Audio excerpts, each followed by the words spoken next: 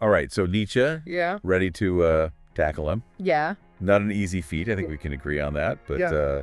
definitely a rewarding one. For sure. For sure. We are diving into Thus Spoke Zarathustra, a book that is part philosophy, part poetry, and all parts challenging. Yeah. All parts challenging. It's like Nietzsche took all the conventional wisdom about morality, religion, and meaning and threw it out the window Yep. At the window. and said, okay, now let's build something new. Right. And he does it through this incredibly compelling character, Zarathustra, who kind of descends from this mountain retreat to, like, share his wisdom with the world. Right. His radical, sometimes cryptic wisdom with the world. And you can definitely see Nietzsche's own journey reflected in Zarathustra's teachings. Yeah, losing his faith as a young man Mm-hmm. must have been a seismic shift for him. Like all that intellectual energy he just poured into religion just got redirected into philosophy. Yeah. And instead of just accepting the death of God as a tragedy, he saw it as an opportunity.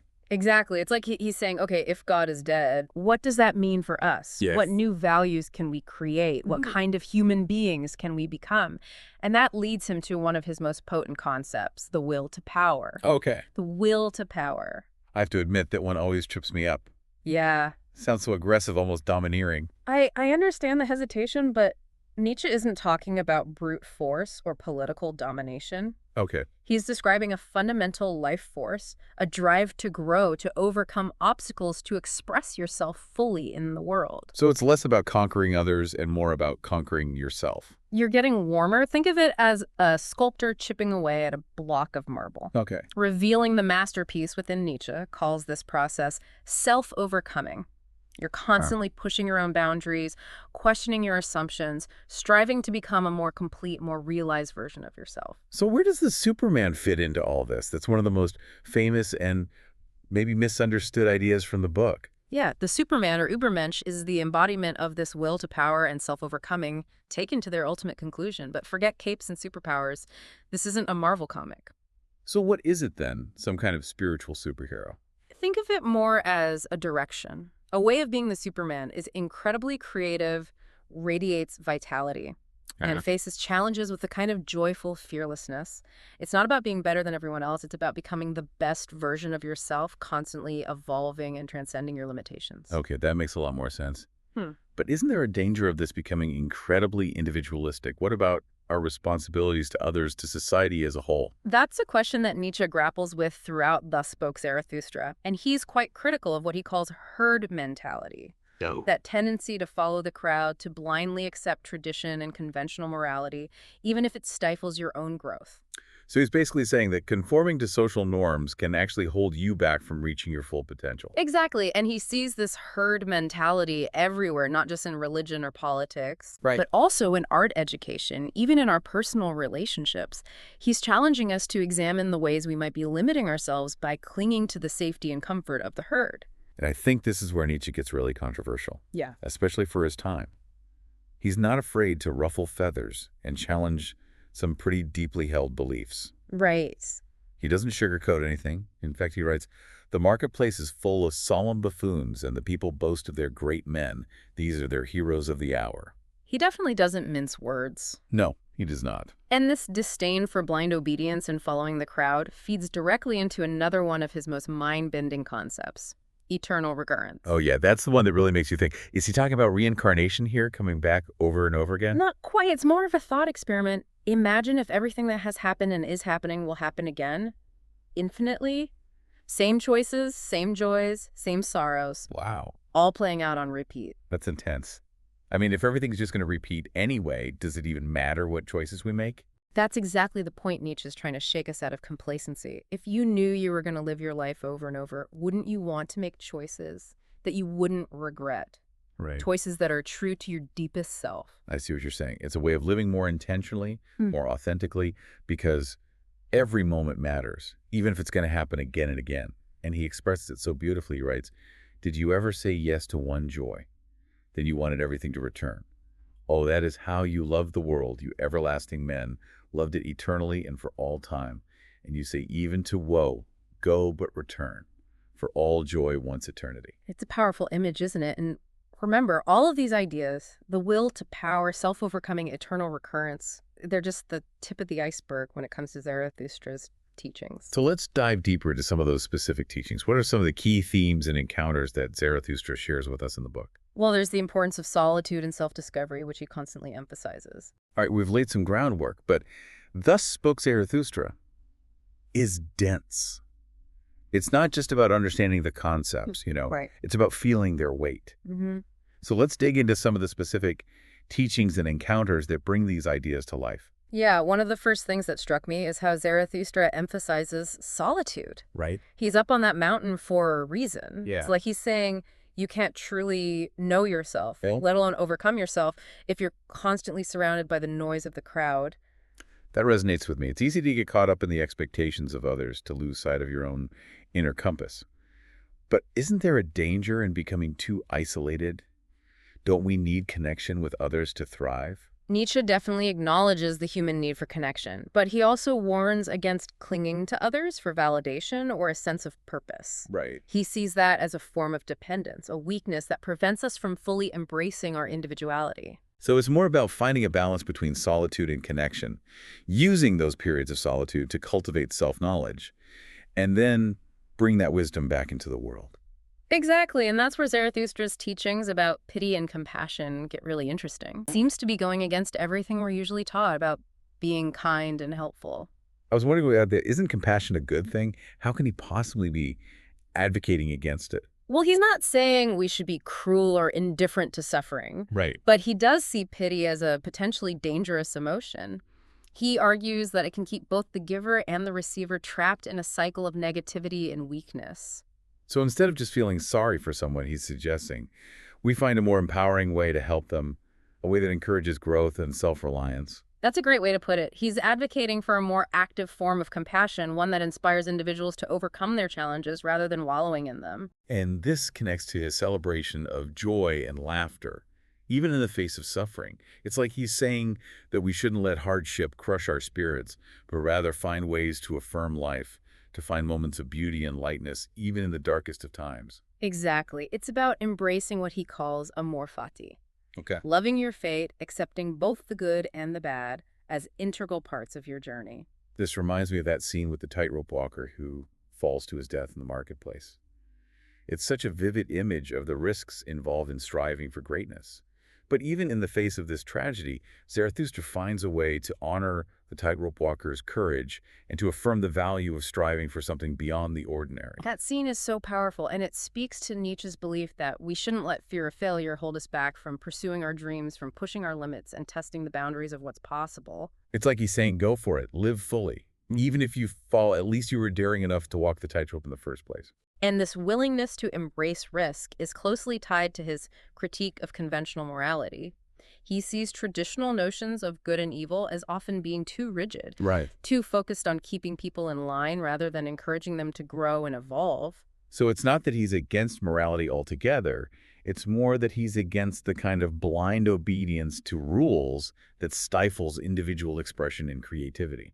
Precisely, he's urging us to move beyond a simplistic understanding of good and evil and to develop our own internal compass, our own set of values based on our lived experience and our aspirations. He seems particularly critical of religion in this regard. Is he advocating for atheism? It's more nuanced than that. He's not necessarily against spirituality or the search for meaning. Okay. What he objects to is the way religion can often promote a kind of unquestioning obedience to dogma and authority, preventing individuals from thinking for themselves and forging their own paths.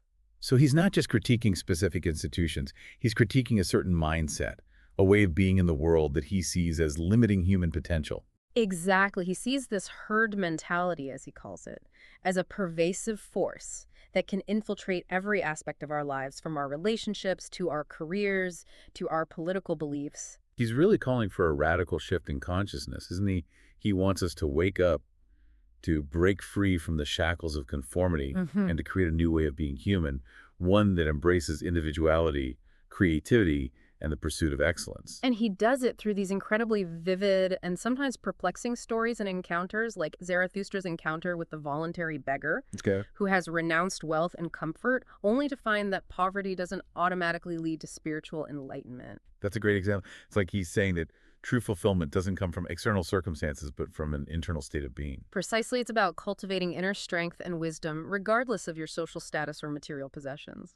Which brings us to another one of my favorite parts of the book. The dancing girls, the singing animals, the eagle and the serpent. What's going on there? Is there a secret code we need to crack to understand them? I don't think it's about finding a single correct interpretation. Okay. Nietzsche is using these images to evoke certain feelings and ideas to create a kind of tapestry of meaning that operates on multiple levels. So it's more about experiencing the imagery, letting it wash over you, and allowing your own intuition and imagination to guide you towards your own personal understanding. Exactly. It's like poetry. You can analyze it to death. Right. But sometimes it's more powerful to simply let the words and images resonate within you and see what emerges.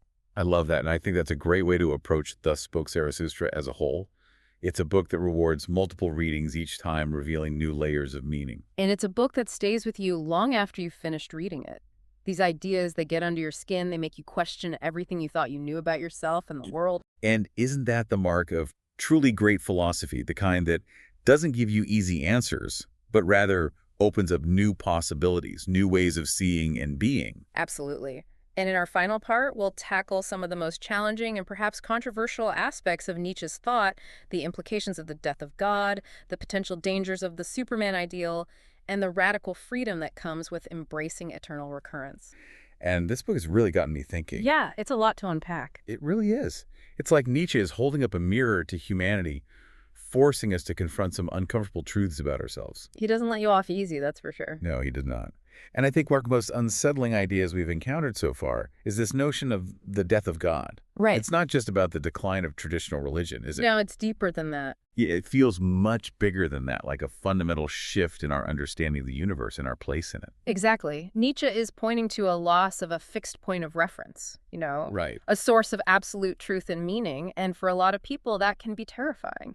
It opens up a void that can lead to nihilism, the belief that nothing ultimately matters. So how do we avoid falling into that abyss? Yes. How do we create meaning in a world where God is dead? That's the challenge Nietzsche throws down. He doesn't offer easy answers. In Exactly. fact, he embraces the difficulty, the uncertainty. He sees this death of God as a painful but necessary step in human evolution. It's like he's saying, okay, we've outgrown the old stories, the old ways of thinking. Mm-hmm. Now it's up to us to create something new. Exactly. And that brings us back to the Superman.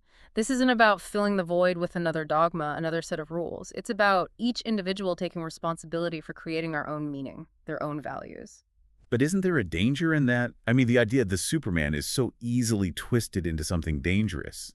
We've seen what happens when people think they're above the rules, that they have the right to impose their will on others. Yeah, you're right. The idea has been co-opted and distorted throughout history, but that's a misreading of Nietzsche's intent.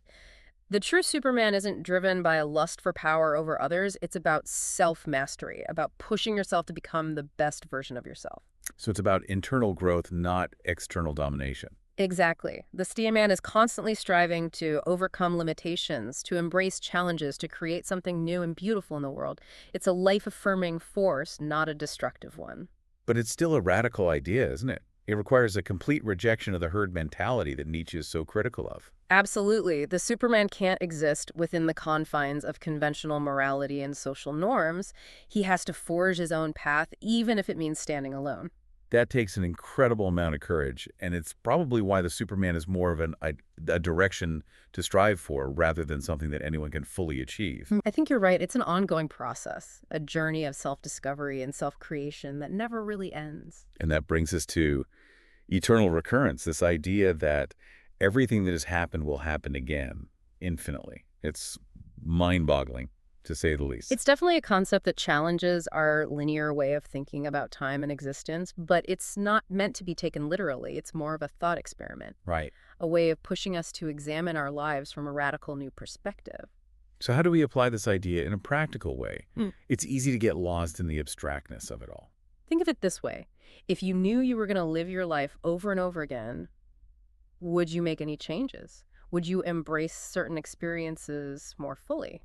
Would you regret certain choices less? That's a powerful question. It forces you to look at your life with a sense of urgency to make every moment count. Exactly. It's about living with intentionality, about aligning your actions with your deepest values, because every choice matters, even if it's going to happen again and again.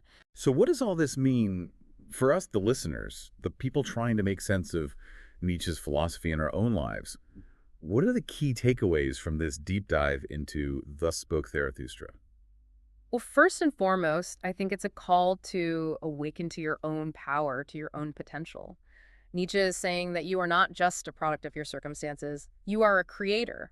You have the ability to shape your own destiny, to create meaning in a world that might seem meaningless. Yeah, it's also a challenge to think critically, to question everything, even the things that seem sacred or untouchable, Yeah. to break free from the herd mentality and to forge your own path. And it's a reminder to embrace the totality of your experience, the good and the bad, the joy and the suffering, to find the strength to say yes to life, even when it's difficult, even when it hurts. Nietzsche's philosophy is not for the faint of heart. It's demanding, provocative, and at times downright unsettling, but it's also incredibly liberating. It gives you permission to become the artist of your own life, to create a world that is worthy of your unique and irreplaceable spirit. So as we conclude this deep dive, I leave you with a final question to ponder. If you were to embrace the idea of eternal recurrence, what choices would you make differently? What would you change? What would you celebrate? Reflect on these questions and see where they lead you. Thank you for joining us on this journey into the world of Thus Spoke Zarathustra. We hope it has sparked your curiosity, challenged your assumptions, and maybe even inspired you to take a few risks to step outside your comfort zone and to embrace the wild, unpredictable beauty of life. Until next time, keep questioning, keep creating, and keep becoming.